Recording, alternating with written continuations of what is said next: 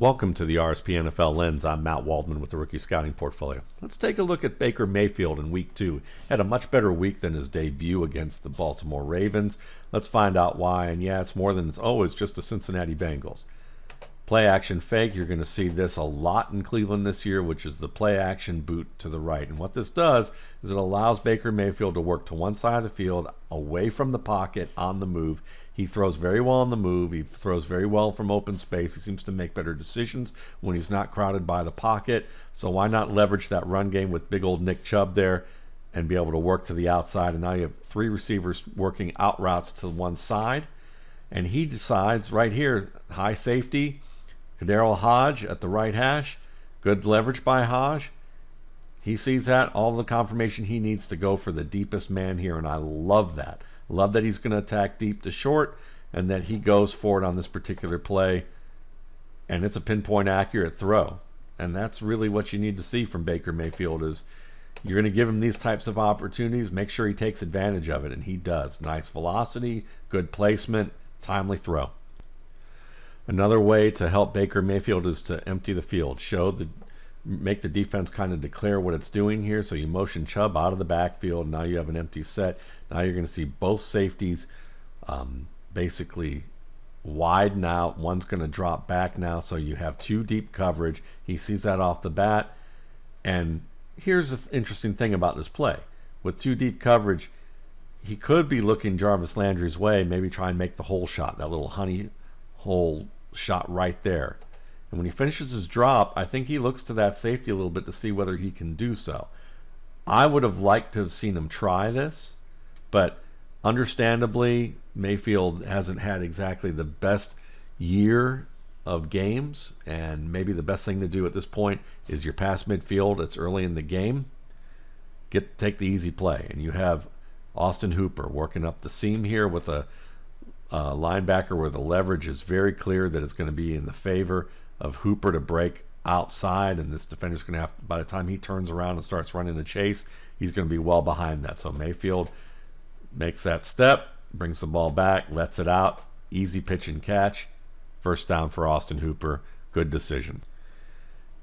And the nice thing about the Cleveland Browns is they have two of the best running backs in the NFL on the same team. So when you take Nick Chubb out and you put Kareem Hunt in, well, that's not much of a break. Even if he's more of a passing down back in terms of the way people envision him, he can run the football. He can run the hell out of the football. And so when you decide that you're going to shift your tight end to that right side, have a strong side I formation look, that forces the linebacker to shift over. You still have a single high safety, and he's playing to that near hash. So this is a perfect setup for, you guessed it, play action boot to the near side with Kareem Hunt. That's going to hold the safety enough. Then you're going to bring around Jarvis Landry. He's going to work across here. And he's going to get past this first defensive back. And because he does, and that defensive back's playing more of a zone look, playing more of an outside shade look, that single high defender's got to keep an eye on that. Mayfield knows that. He also knows that he's got a double move coming from Odell Beckham Jr. at the bottom left. Beckham gives that little stutter and look to the outside, freezes that defender, makes him stop in his tracks, and then he turns upfield and goes. And Baker Mayfield at this point is like, yeah, this is mine. Turns, lets it go. And it's a pinpoint pass to Odell Beckham for the touchdown.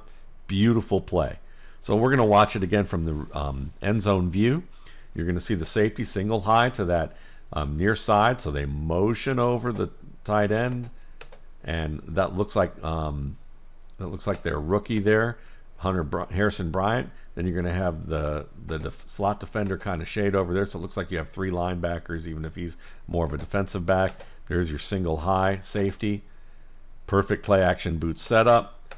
Here comes Landry. He clears very quickly. That forces the safety at least to come downhill and try and cut off this break by Landry. That allows Odell Beckham Jr. to work that depth uncovered.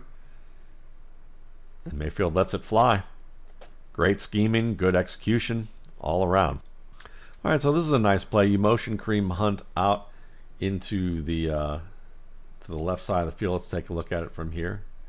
There's Hunt actually motioning over here. You've got Harrison Bryant. He's in the 0-1 set there. Like if you had a empty set with a tight end. So you've got 2 receivers here, 2 receivers on the bottom, your 1 tight end, 0-1 shotgun set. And you have 3 defenders across. And then you have your linebackers essentially covering the flats. Mayfield knows this, so he drops back. He looks at that deep defender, sees that the defender's working deep, and now it's just about being patient and letting your receiver Landry work up the middle, the defender playing outside shade, and then just let that ball go as Landry begins his break. It's a little bit later than what I'd like to see in terms of anticipation, but he gets it there on time so that Landry can just kind of wait near the sticks to get the ball. But it's a good read overall based on the pre-snap look of what the defense was doing and being patient with your receiver working up the field. At first, I wasn't sure I liked this play when I watched it, but the more I look at it, the more I actually have to give Baker Mayfield credit on this particular look. This is, again, an 0-1 personnel set, 2x2 receivers. When you have Nick Chubb motioned out to the slot here, you have 2 high safety look.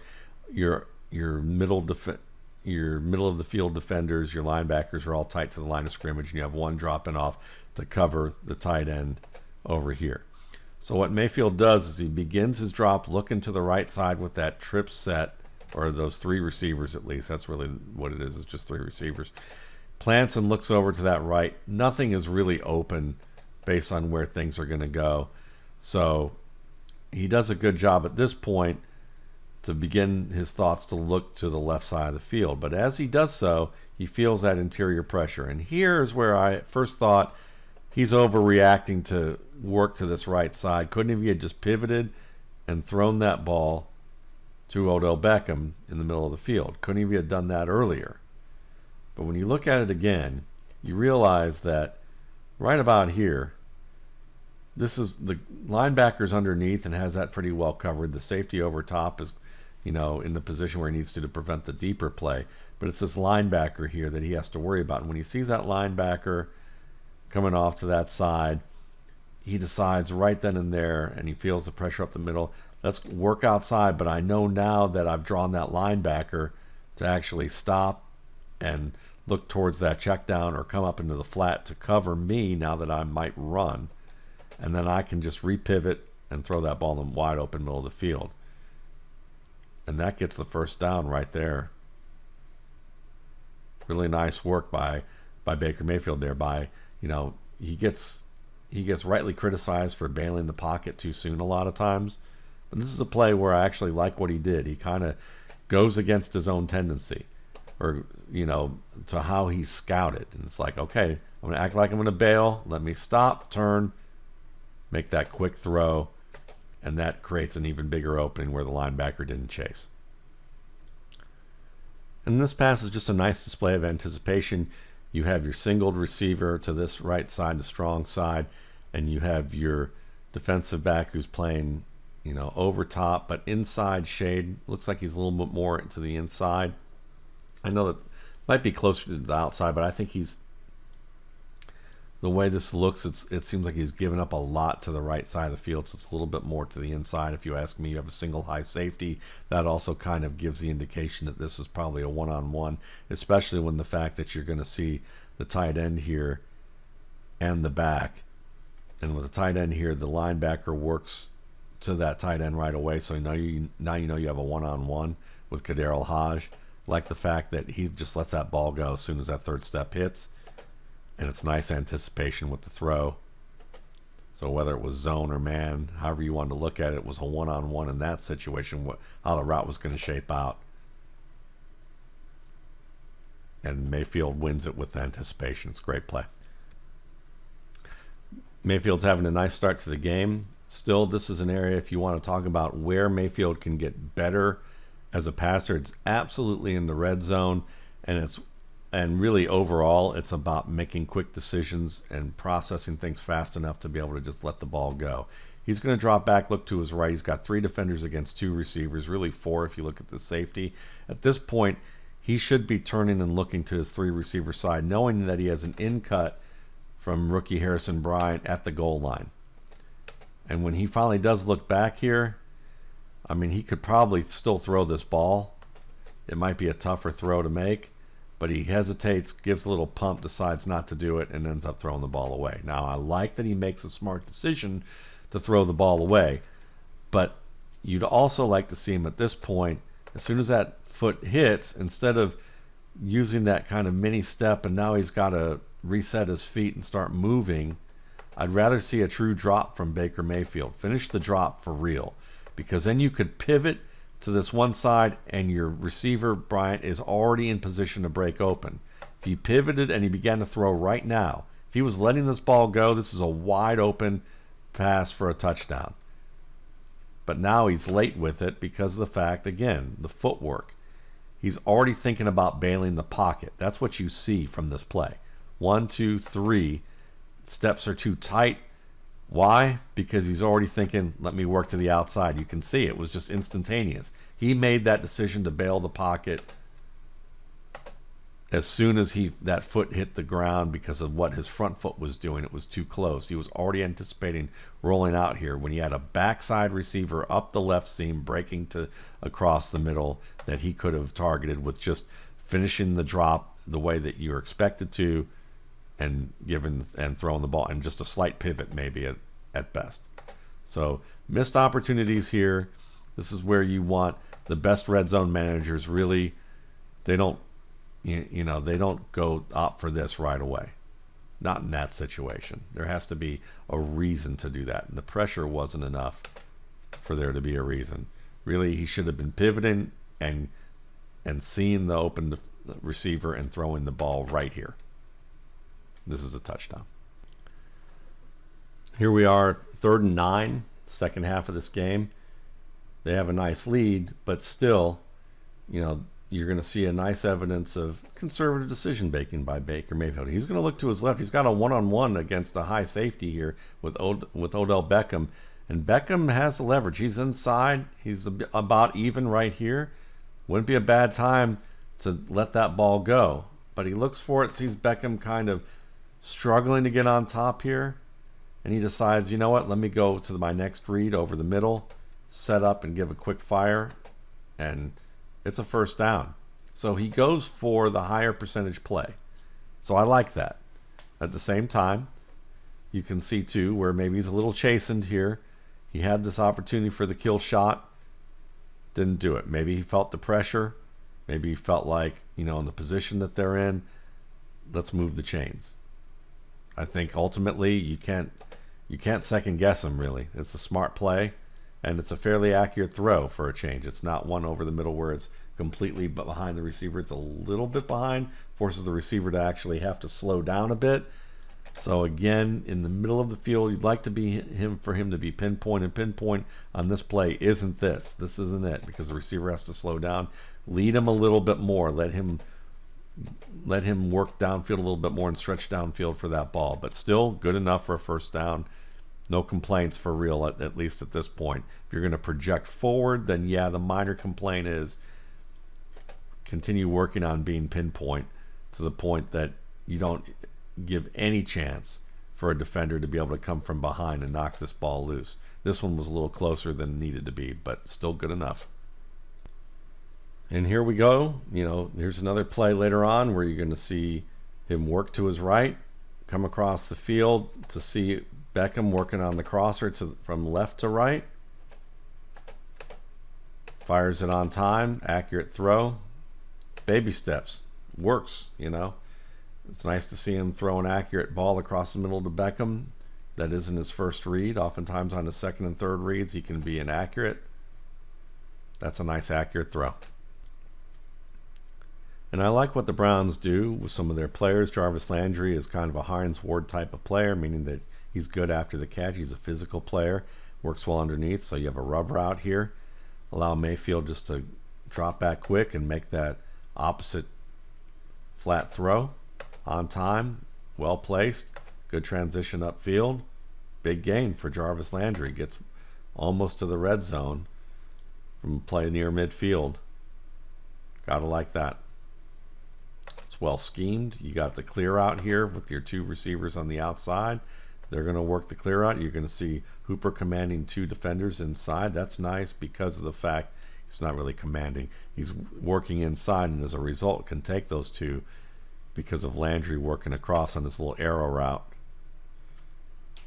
So this was the worst play of the night for Baker Mayfield. It results in interception. And you're going to see here a single high safety. You're going to see an outside shade cornerback. And if this is the pre-snap look of outside shade with a single high safety, you're probably expecting the possibility of a zone here and maybe the defender following. But if he's playing outside shade and playing zone, then you're thinking he may run off with the receiver man-to-man. But if the receiver is going to be part of a jet sweep or end around, then you probably need to expect that the outside shade corner is probably going to run a zone. He's probably going to drop off into zone once that receiver works around here. And that's exactly what this defensive back does, so he drops back deeper. Mayfield should know that. That's my thought, is he should understand, based on the pre-snap look, that's what's likely to happen when you run this little play fake and this end around fake. So when he drops back and he avoids the immediate pressure, what I'd like to see right here is once he steps away from the defender and climbs, instead of shooting for this ball in this tight little hole here, which is what he does, and it gets undercut, we're going to go back and show you what he should have done, which is after he avoids this end right here, run. Just climb the pocket. You can work to the right if you want a little bit more, force this defender to kind of suck up here and maybe forget about his receiver, maybe make the defender at the right hash at the 18 turn and start to pay attention to Mayfield, maybe make the pursuing defender from this backside flat climb up, and then you have the possibility of 3 receivers in this triangle who might break open that you can throw the ball to. And if you do that, you're moving the chains, or you just keep the ball and move the chains. Either way, you're getting yourself close to a first down or well deeper in the field goal range, and keep your team in a situation where they can possibly score. Here, he goes for it all. It gets undercut, and you wind up in with a really nice return that gets them, in a situation where they can threaten midfield. So Mayfield overall, listen, when you look at Baker Mayfield overall and assess where he is, you got to understand that he's essentially starting over for the 3rd time. He's had 3 different offensive coordinators. Right now, I think the goal for him, and I know that people will say, well, this is the NFL. This seems like kind of a baby step goal for a guy. There's more pressure than that, and there probably is. But part of the goal is to give this guy his sea legs in this offense. And in this offense, they're doing a good job of that. I mean, even this particular play, they're using the run to set up the pass. They're doing a lot of bootleg action, getting Mayfield outside, allowing him to do what he does best in terms of on the move, away from the pocket, making most of his decisions to one side of the field so he doesn't have to make multiple field reads, pivot in the pocket where he's not very good at doing that because he ends up being a little bit late and ends up throwing balls that are a little behind his receivers or late there. He's doing that. He's getting a chance to do that a little bit from spread schemes, so the pockets aren't as tight and aren't as contested, and he's making some of those throws, though you can still see some of the accuracy issues. And you're seeing him actually usually make appropriate decisions where he's going for it down the field in easier to tell situations, and he's being a little bit more conservative in others. This happens to be one where he let it loose a little too rashly and didn't read that backside corner. But overall, I like what he did this week. I still think when you watch his tape, because of the way this offense is built, there's going to be points where he has to win from the pocket. And when he's had to win from the pocket, he's failed. And so, to me, that's where we need to see that next step. If he can start to win from the pocket against teams that make him play from the pocket, he can elevate this team and help this team become basically a playoff contender. If he can't do that, if he can't be consistent with even these types of looks that he's given that really are supposed to leverage his strengths, then you're going to see him on the bench.